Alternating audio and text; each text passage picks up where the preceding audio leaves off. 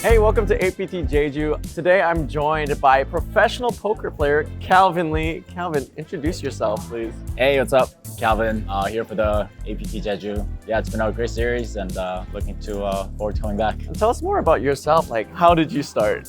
Very standard story, it's like I played poker when I was in high school, and friends, and then I got to college, graduated, didn't want to get a job, so I started playing poker, and then I played a bunch of poker. Played in Atlantic City, Vegas, LA, and I played a bunch in Macau. And after COVID happened, obviously the whole poker was kind of down and stuff. And then I kind of moved on to other adventures. I see. You mentioned COVID a couple times now. What about that impact your relationship with poker? So yeah, there was just a pause because I was mostly playing live cash, and Macau was shut down, and you couldn't really travel. I was playing a little bit of online, but then I got into other stuff like in Korea that I've been doing. I see. Yeah. So the pandemic seemed like a slight step backward from poker. Do you consider yourself a professional poker player? Are you would you say you're semi-pro at this point? I wouldn't. Really good recreational? Or? Yes, it's like it's kind of tough, right? So it's like, it kind of depends on what you mean by professional poker player, right? It's like, is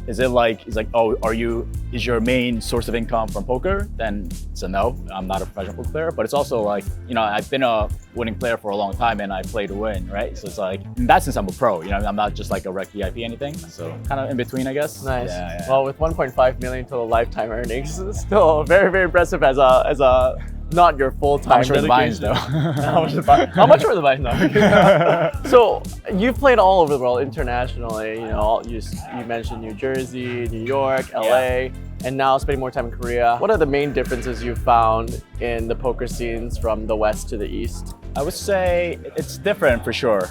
In the West, kind of different types of people, just like kind of playing and whatever. I feel like in the East, it's like a lot more, you could say like amateurs or, kind of VIPs of sorts. It's a different game. I would say East is definitely a little bit behind the West, but they're for sure catching up very quickly. Sure. It seems like in the East, poker is kind of a newer market, so you have way more recreational players. Yeah, you could say that for sure. Yeah, and that makes sense because like Texas Hold'em, it's a very American art form. It makes sense that it's originally started there as well, and now it's just starting to come to the East. Yeah, and now it's like, because it's like to learn poker, a lot of the poker, the sources, it's in English, so there's a language barrier as well, I feel like.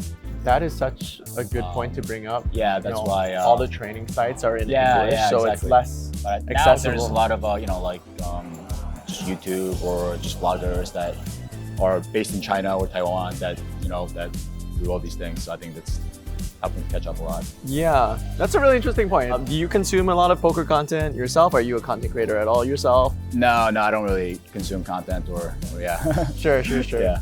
For anybody who's been interested into getting into poker or pursuing poker in a more professional manner, do you have any advice for them?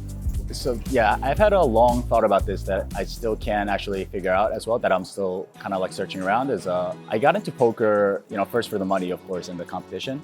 But poker lifestyle is very enjoyable, as in that like it's kind of really up to you, and then like you could just set your hours. I know everyone's talking about it, but it's like really there's no other profession like it. You know what I mean? It's like you never set alarms. You play when you want to. But if you're solely in it for the money, I don't think poker's the way to go. There's like other adventures that you can get into. Why do you say that? Well, just poker, it's a very hard way to make a living, you know what I mean? Because you're playing with your own money, or, if you're a professional, there's a lot of like downswings, variance, and it's just getting tougher every year. But the lifestyle is very enjoyable, it's like very nice, just traveling, playing when you want. Yeah, I think what you're saying is quite responsible in the sense that, yes, you highlight the pros, which is you have a lot of your own freedom, you make your own hours. Right. You can play a game for a living. Exactly. But it's important at the same time to recognize the cons. It's not as secure. It's a very difficult way to make an easy living. Yeah, especially if playing tournament poker. There's also nothing like, going deep in a tournament, right? It's just I think that's why everyone comes back, It's just when it's like final table or final two tables, it's like that like adrenaline rush that you get, it's nothing else. Yeah.